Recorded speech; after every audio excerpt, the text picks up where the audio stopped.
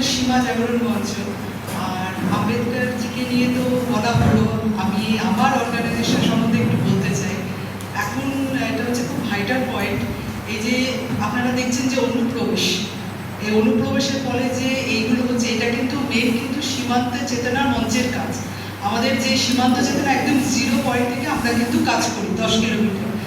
এবং এই সীমান্ত চেতনা মঞ্চ হচ্ছে এখন যে সংঘের যে 100তম যে হচ্ছে যে শতবর্ষ, আমাদের সীমান্ত চেতনাটা সংঘেরই একটি আয়ামের মধ্যে পড়ছে। এটি শুরু হয় কিন্তু 1985 সালে যোধপুর থেকে, রাজস্থান। তখন তারা চিন্তা করলেন যে চিন্তনে যে এবার সীমান্ত নিয়ে কাজ করা যায়। এবং সীমান্তে যে আপনারা যদি যেয়ে থাকবেন দেখবেন প্রত্যেক দিন সীমান্ত চেতনা, প্রত্যেক দিন ডেমোগ্রাফি চেঞ্জ হচ্ছে। কিন্তু আমরা এখন কিন্তু যখন এই যে এত লোক আসছে, এই যে এখন যে আপনারা দেখছেন যে এই যে সংবিধানের যে এটা নিয়ে ল নিয়ে যে এত আন্দোলন, এই অনুপ্রবেশ কোথা থেকে এসছে? এই সীমান্ত থেকেই হচ্ছে। কিন্তু নাহলে কিন্তু এখানকার এত লোক কিন্তু গিয়ে করছে না, এরা সব ওই বর্ডার থেকে এসছে, এসে এত লোক এসে কিন্তু এই আন্দোলনটা হচ্ছে। এবং প্রতিনিয়ত 24x7 আওয়ার্স হচ্ছে সীমান্ত চেতনার কাজ।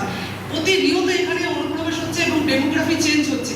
আপনি যখন যাবেন বর্ডারে তখন দেখবেন সেখানে আমাদের তুলসী মঞ্চে যে আমরা প্রত্যেকদিন সন্ধ্যাবেলা যে প্রদীপ দিই, সেটা কিন্তু একদম বন্ধ হয়ে গেছে। শাখা সিঁদুর পরাও কিন্তু তারা বাধ্য করছে বন্ধ হতে। এবং মুর্শিদাবাদ থেকে এই যে ঘটনাগুলো হচ্ছে, তারা কিন্তু আমাদের ফোন করে বলছে দিদি এরপর অর্গানাইজেশন করবো কি, কারণ প্রতিনিয়ত তাদের কাছে প্রেশার আসছে। তাহলে এই সীমান্ত থেকেই কিন্তু অনুপ্রবেশ আসছে। আপনারা যে দেখছেন এত আন্দোলন, এগুলো সবই কি পশ্চিমবঙ্গে এত লোক ছিল? 5 বছর আগে দেখুন না, এত লোক কিন্তু ছিল না। এই সব বর্ডার ক্রস করেই কিন্তু অনুপ্রবেশ হয়ে যাচ্ছে নানান সম্প্রদায়ের লোক। এইগুলোকে আটকাতে হবে। এবং আমি বেশি বলছি না, সেই 2 কথায় বলছি যে আপনাদের বাড়ির আশেপাশে একটু চোখ খোলা রাখুন। যেখানে অনুপ্রবেশ হচ্ছে সেগুলো খবর দিন। প্রত্যেকটা সময় কিন্তু বিএসএফ এর সম্ভব না, কাটাতার এখনো কিন্তু আমাদের কমপ্লিট হয়নি। আর বিএসএফ এর সময় মানববন্ধন করে চারিদিকে হাত ধরে দাঁড়িয়ে রাখলেও কোথায় অনুপ্রবেশ হচ্ছে আমরা আটকাবো।